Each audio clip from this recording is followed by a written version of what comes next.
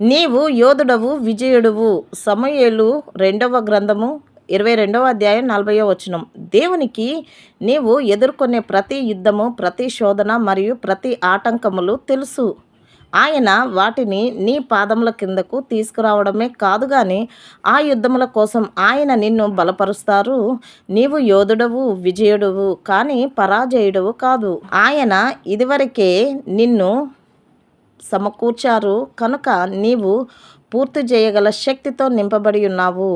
ఇది నా వలన కాదు, దీనిని నేను నిర్వహించలేను అని చెప్పడం మానుకో. దేవుని సృష్టిలో సత్యముతోనూ మహిమతోనూ నింపబడిన ఆయన గొప్ప శక్తి నీ దిశలోకి వస్తుంది గనుక ఆ శక్తిని మరింతగా పొందుకో. ఇప్పుడు నేను దీనిని నిర్వహించగలనని, నేను బాగా చేయగలనని, నా క్రీస్తు ద్వారా అన్ని పనులు నాకు సాధ్యములని మరియు నేను ప్రభువులో బలంగానున్నాను అని ప్రకటించడం ప్రారంభించు.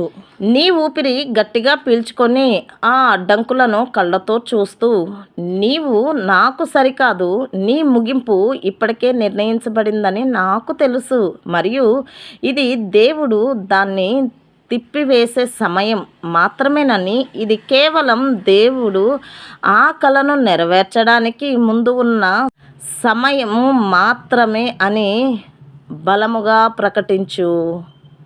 ఆమెన్. దేవుడు నిన్ను దీవించునుగాక. ఆమెన్.